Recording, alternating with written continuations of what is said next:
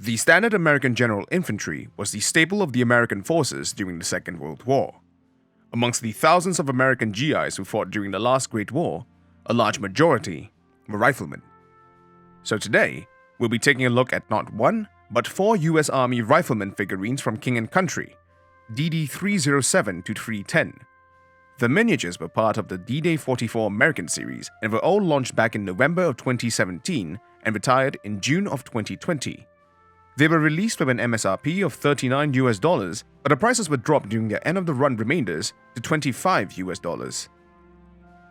All 4 riflemen come in different poses, with 307 charging forward, 308 snap shooting, and both 309 and 310 firing with their M1 Garand rifles, while one kneels and the other stands, respectively.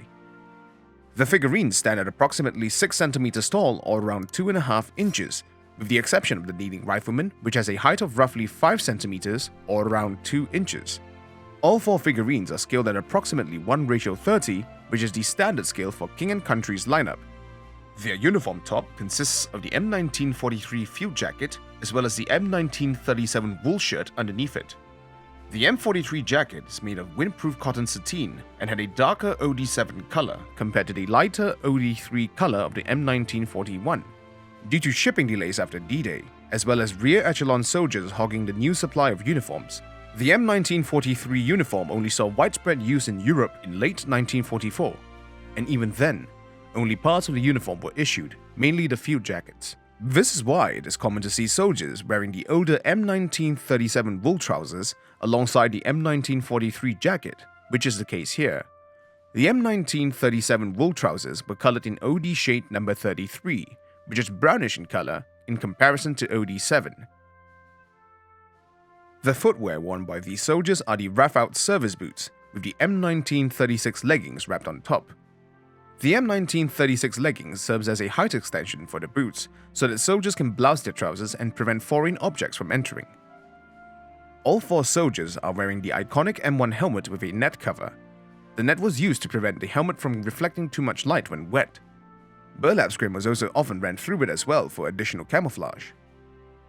As for their webbing equipment, all 4 soldiers are equipped with the M1936 suspenders as well as an M1923 rifle cartridge belt. The rifle belt has 10 pockets, each of which are capable of holding 1 on-block M1 Garand clip or 2 M1903 Springfield stripper clips. Clipped onto the belt on their right front hip are the M1942 first aid pouches, which typically held field dressings and bandages. They also have an M1910 canteen with its cover clipped onto the right lower back. And finally, the primary fighting weapon of all 4 soldiers is the popular M1 Garand. It was the most commonly used weapon by American soldiers during World War II, and it was also known for its very iconic. The semi-automatic rifle was much superior than the Germans' bolt-action Karabiner 98 Kurz, as it held 8 rounds over the Kar 98-5. And since it was semi-automatic, American riflemen had a higher rate of fire when going against their German counterparts. In general, these figurines do look great when displayed in a diorama. However, it is not without its shortcomings. I personally feel that they are missing quite a fair bit of equipment. No doubt soldiers are always recommended to carry only the bare essentials in a mission. I feel as though it's still lacking in detail. For example, they do not have a bayonet, additional bandoliers, grenades, or even an entrenching tool, amongst other missing equipment. On top of that, it would have been nice if the figurines did come with some rank and insignia, or a more diverse arrangement of equipment on their belt. Moreover, the figurines do lack a fair bit of weathering on their uniform, and where there is weathering, it does look a lot less realistic when compared to previous releases by King & Country. However, some of these issues were fixed in the repainted variants of the same figurines in the Battle of the Bulge series, where a unit patch was added and more weathering was included. In the end, I still like these figurines very much, as they have well-designed hit sculpts. There are improvements in the details with the rifle and equipment as well. And being presently priced at $25 each means that the figurines can be bought in bulk and added to make a diorama look a lot more fuller as well. These figurines may have been discontinued. However, you can still find them on eBay as well as some of King & Country's official distributors.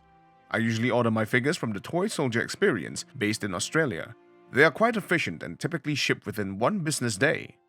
Now I really hope you enjoyed this video, and if you did, please like and subscribe, and click the notification bell to stay updated on more future content. Do check out my other videos if you wish to learn more about King & Country's other figurines. I try to upload a new review within every 2 weeks, and if there is a figurine you wish for me to review, do comment it down below. You can also follow me on Facebook and Instagram to stay updated for more future content. And with that said, thank you all for watching, and happy collecting!